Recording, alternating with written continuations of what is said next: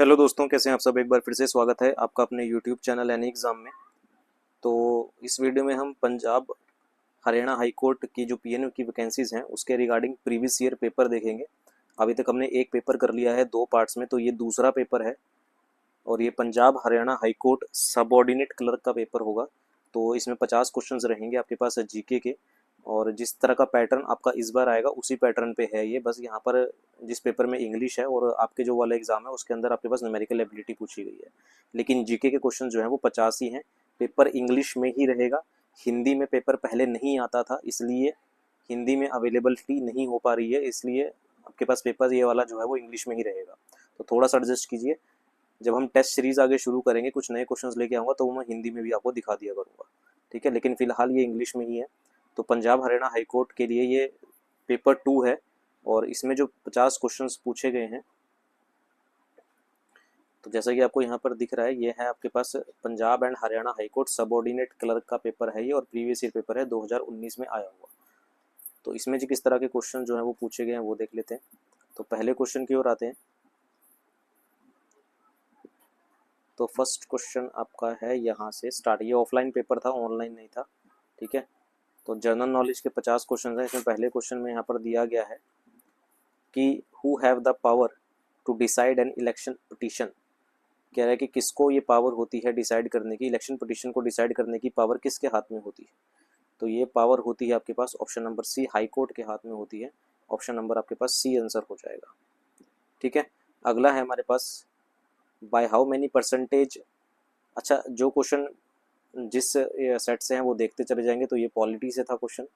Bye how much percent foreign direct investment inflow increased during the last 6 year as per the annual report 2018-19 of the department for promotion of industry and internal trade. तो basically ये question जो है वो current affair से है, तो इसको फिलहाल करने की हमें ज़रूरत नहीं है। अगला है हमारे पास author Khushwant Singh wrote which of the following books. तो ये आपके पास स्टैटिक जीके से क्वेश्चन जिसमें बुक्स वाले क्वेश्चन होते हैं वो। तो कह रहा है कि ऑथर जो खुशवंत सिंह है उन इन चारों में से उसने कौन सी बुक लिखी है उन्होंने। तो खुशवंत सिंह जी लिखी है train to Pakistan. Option number A आपके पास आंसर हो जाएगा, ठीक है। ये पब्लिश हुआ था 1956 में, ये पब्लिश हुआ था। इनसाइड सीबीआई जो बुक है ये वाली, अगर थोड़ी सी इंफॉर्मेशन अगर मैं आपको दूं तो जो ये इनसाइड सीबीआई बुक है ये लिखी गई थी किसके द्वारा, आपके पास जोगिंदर सिंह जी के द्वारा। जोगिंदर सिंह जी ने ये बुक लिखी थी।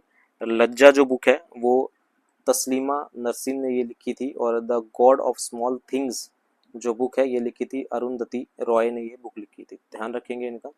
अगला है आपके pass on which day the you 2019 UN international day of friendship is celebrated.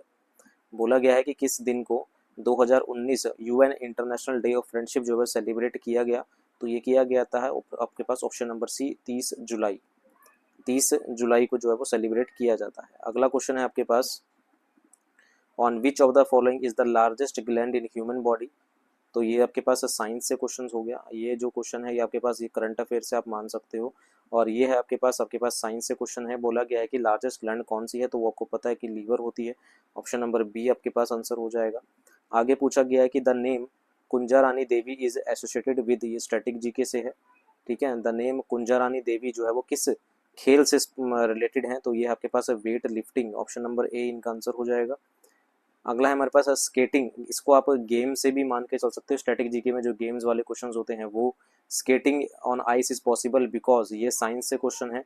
आपसे पूछा गया है कि जो आइस पे जो स्केटिंग है वो पॉसिबल है क्योंकि, किस लिए ये पॉसिबल है, तो ये पॉसिबल है आपके पास option number C, the pressure on the ice due to skate melt the ice by lowering its melting point forming a thin film of water. The pressure on the ice due to the skate melt the ice by lowering its melting point form a thin film of water. Skating on ice is possible होती है। अगला है हमारे पास who won 2019 Japan open tennis title. तो ये current affair से है, करने की हमें जरूरत नहीं है। अगला क्वेश्चन है रेवान इज अ केमिकली। तो ये साइंस से फिर क्वेश्चन पूछा गया है कि रेवान इज केमिकली क्या है, एक सेलुलोज है। ऑप्शन नंबर सी इसका आंसर हो जाएगा। रेवान क्या है, केमिकली एक सेलुलोज है। What is the middle name of the world class batsman Sachin Tendulkar. तो ये स्पोर्ट्स से क्वेश्चन हो गया आपके पास, या स्टैटिक जीके से आप इसको बोल सकते हैं। तो जो सचिन तेंदुलकर है उनके जो मिडल नेम है वो क्या है, तो सबको पता है कि सचिन रमेश तेंदुलकर वो लिखते हैं उनका मिडल नाम। तो ऑप्शन नंबर सी बी आपके पास आंसर हो जाएगा, सचिन रमेश तेंदुलकर। इनका जो जन्म हुआ था वो 24 अप्रैल 1973 को हुआ था। कहाँ पर? मुंबई में इनका जन्म हुआ था। ठीक है, अगला है हमारे पास, what is the third most common gas found in the air we breathe. ये भी साइंस से क्वेश्चंस है, या फिर आप इसको ज्योग्राफी से भी ले सकते हो। तो मोस्ट कॉमन गैस जो है वो फाउंड की जाती है एयर में, हम कौन सी है वो है आर्गन। ऑप्शन नंबर ए इसका आंसर हो जाएगा। आर्गन जो है वो थर्ड मोस्ट कॉमन गैस है जो एयर में हम जो सांस लेते हैं उसके अंदर। ठीक है, अगला है हमारे पास, who has been appointed as the new chairman of central board of direct taxes and customs, यानी कि CBIC। ये करंट अफेयर से क्वेश्चंस है, तो इसका आप मेरे को आंसर करके बताएंगे कि जो अब जो CBIC के जो न्यू चेयरमैन है, ठीक है ना, वो कौन है। तो न्यू चेयरमैन कौन है CBIC के, वो कमेंट करके बताना मेरे को।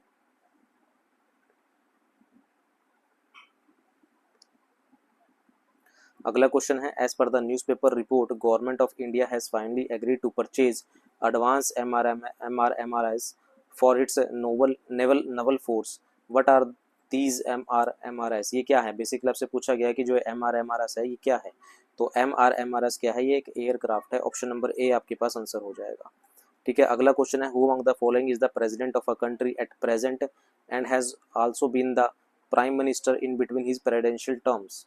कह रहा है कि इन चारों में से वो कौन है जो कि president of a country at present and also been the prime minister भी रह चुके हैं in between his presidential terms. तो वो कौन है? ऑप्शन नंबर आपके पास हो जाएगा डी, व्लादिमीर पुतिन। अगला क्वेश्चन है, who among the following can remove the governor of a state from office. ठीक है, तो गवर्नर को कौन हटा सकता है, बेसिकली आपसे ये पूछा जा रहा है। तो 15वें का आंसर हो जाएगा बी, प्रेसिडेंट। तो ये पॉलिटी से क्वेश्चन है आपके पास। ठीक है, पॉलिटी से क्वेश्चन है, कौन है आपके पास, तो गवर्नर को हटाने की जो पावर होती है तो वो किसी के पास होती है। ओहो, मैंने आंसर गलत मार्क कर दिया, सॉरी।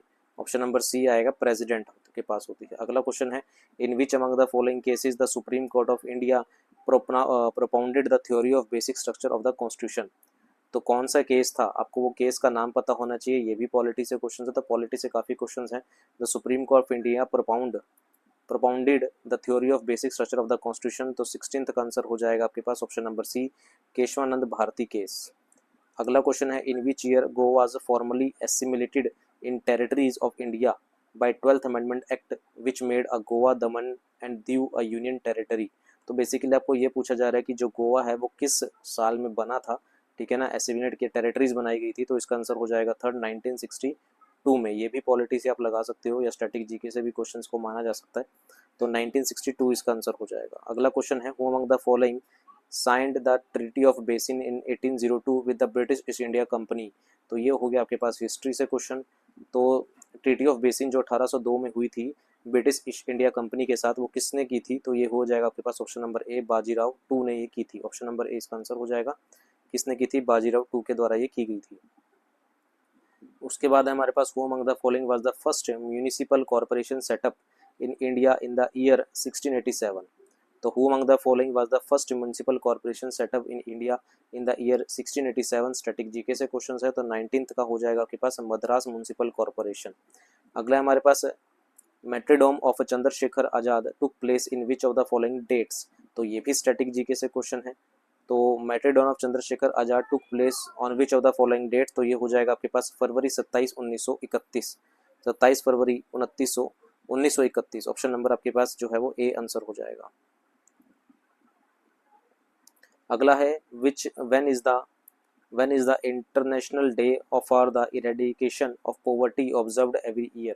तो इरेडिकेशन ऑफ पोवर्टी जो है वो हर साल किस दिन मनाया जाता है? फिर से डेट से क्वेश्चन है, स्टैटिक जीके से क्वेश्चन है। तो ऑप्शन नंबर आपके पास बी हो जाएगा, 17 अक्टूबर को ये मनाया जाता है। अगला क्वेश्चन है, Amnesty International is an organisation associated with which of the following field. ये भी स्टैटिक जीके से क्वेश्चन है। एमनेस्टी इंटरनेशनल आपसे पूछ रहा है कि किस फील्ड से है। तो ऑप्शन नंबर सी हो जाएगा, प्रोटेक्शन ऑफ ह्यूमन राइट्स, या पॉलिटी से भी आप इसे लगा सकते हो। अगला है हमारे पास, which of the following 5-year plan recognized human development as the core of all development efforts. तो ये भी पॉलिटी से क्वेश्चन है। तो which of the following 5 year plan आपसे पास पूछा गया है, रिकॉग्नाइज किया गया था, जिसमें human development as the core of all development efforts. तो इसका आंसर हो जाएगा आपके पास ऑप्शन नंबर ए, 8th 5 year plan. 8th 5 year plan जो था उसमें रिकॉग्नाइज किया गया था human development as the core of all development efforts. अगला है हमारे पास grand central terminal park Avenue New York is the world क्या है। तो ये भी स्टैटिक जीके से क्वेश्चन, बहुत क्वेश्चन है भाई स्टैटिक जीके से, ध्यान रखेंगे इस चीज का। वो क्या है, ये लार्जेस्ट रेलवे स्टेशन है। तो world GK, world static GK भी है और इंडियन स्टैटिक जीके भी है, तो ध्यान रखना इस चीज के बारे में। अगला है हमारे पास guarantee to an exporter that the importer of his goods will pay immediately for the goods order by him is known as. तो कहता है कि guarantee to an exporter that the importer of his goods will pay immediately for the goods ordered by him. तो जो guarantee to an exporter, exporter की guarantee होती है कि जो इम्पोर्टर है उसको जो उसके पैसे, उसके जो गुड्स हैं उसका पैसा दे दिया जाए जो भी उसने ऑर्डर किया। तो इसे क्या कहते हैं, तो 24/5 का हो जाएगा, लेटर ऑफ क्रेडिट कहा जाता है। ऑप्शन नंबर ए इसका आंसर हो जाएगा। Guwahati high court is the jurisdiction of. तो ये फिर से आ गया आपके पास, पॉलिटी भी इसे लगा सकते हैं और स्टैटिक जीके भी आ सकते हैं। ये भाई पढ़ के चले जाना कि कौन सी हाई कोर्ट किस ज्यूरिसडिक्शन को जो है वो कवर करती है, ठीक है ना। तो Guwahati high court is the jurisdiction of किसकी है, तो 26 का हो जाएगा आपके पास option number D, all of the above. तो नागालैंड, अरुणाचल प्रदेश और असम। अगला हमारे पास fire temple is the place of worship of which of the following religion. तो फायर टेम्पल जो है वो जगह है पूजा करने की किस रिलीजन की, तो 27वें का हो जाएगा आपके पास option number C, Zoroastrianism. Option number C correct हो जाएगा। Fire first China war was fought between static G K. तो पहली चाइना वॉर जो हुई थी वो हुई थी किस किस के बीच में, तो ये हुई थी चाइना और ब्रिटेन के बीच में। अगला हमारे पास Georgia, Uzbekistan and Turkmenistan become the member of UNO in which in the year, static G K. तो किस साल में ये तीनों देश जो है वो यूएनओ के मेंबर बने थे, तो ये बने थे 1992 में। During world war two which Indian way sorry when did Germany attack France, static G K बहुत क्वेश्चन है स्ट्रेटिक जी के से। तो ड्यूरिंग दूसरे विश्व युद्ध के दौरान जर्मनी अटैक फ्रांस कब किया था, 1940 में। Option number A. अगला है हमारे पास escape velocity of a rocket, science physics से क्वेश्चन है। तो escape velocity of a rocket fired from earth toward the moon is a velocity to get rid of. कहाँ से जब एस्केप वेलोसिटी होती है वो किस, वो क्या होती है, अर्थ की ग्रेविटेशनल पुल जो होती है उससे बाहर जाने के लिए एस्केप वेलोसिटी के से हमें कोई चीज़ जो है वो एस्केप वेलोसिटी से फेंकनी पड़ेगी, ठीक है।